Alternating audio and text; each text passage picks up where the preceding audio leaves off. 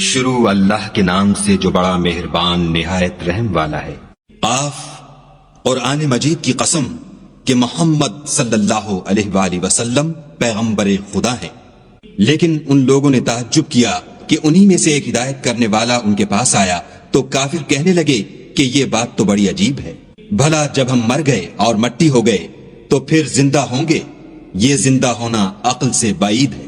ان کے جسموں کو زمین جتنا کھا کھا کر کم کرتی جاتی ہے ہم کو معلوم ہے، اور ہمارے پاس تحریری یادداشت بھی ہے۔ بلکہ عجیب بات یہ ہے کہ جب ان کے پاس دین حق آ پہنچا تو انہوں نے اس کو جھوٹ سمجھا، سو یہ ایک الجھی ہوئی بات میں پڑ رہے ہیں۔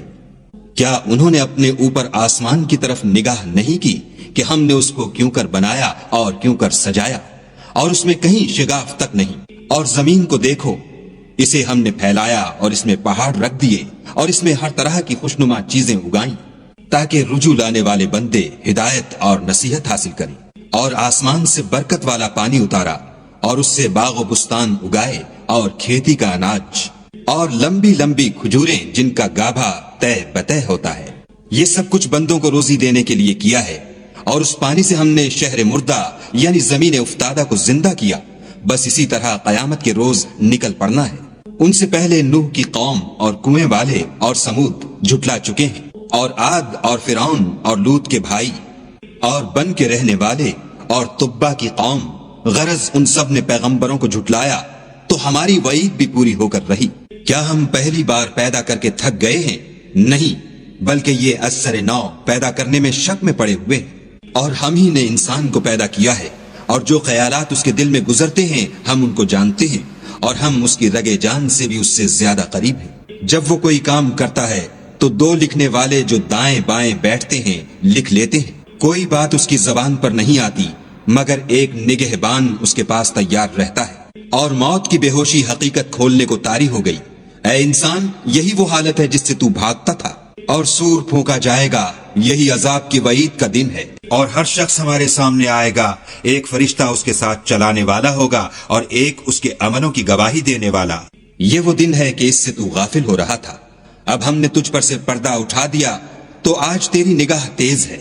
اور اس کا ہم نشین فرشتہ کہے گا کہ یہ اعمال نامہ میرے پاس حاضر ہے۔ حکم ہوگا کہ ہر سرکش ناشکرے کو دوزخ میں ڈال دو۔ جو مال میں بخل کرنے والا، حد سے بڑھنے والا، شبہ نکالنے والا تھا، جس نے خدا کے ساتھ اور معبود مقرر کر رکھے تھے، تو اس کو سخت عذاب میں ڈال دو۔ اس کا ساتھی شیطان کہے گا کہ اے ہمارے پروردگار، میں نے اس کو گمراہ نہیں کیا تھا بلکہ یہ آپ ہی رستے سے دور بھٹکا ہوا تھا۔ خدا کہے گا کہ ہمارے حضور میں رد و قد نہ کرو، ہم تمہارے پاس پہلے ہی عذاب کی وعید بھیج چکے تھے۔ ہمارے ہاں بات بدلہ نہیں کرتی اور ہم بندوں پر ظلم نہیں کیا کرتے۔ اس دن ہم دوزخ سے پوچھیں گے کہ کیا تو بھر گئی؟ وہ کہے گی کہ کچھ اور بھی ہے، اور بہشت پرہیزگاروں کے قریب کر دی جائے گی کہ مطلق دور نہ ہوگی۔ یہی وہ چیز ہے جس کا تم سے وعدہ کیا جاتا تھا، یعنی ہر رجوع لانے والے حفاظت کرنے والے سے، جو خدا سے بن دیکھے ڈرتا رہا اور رجوع لانے والا دل لے کر آیا۔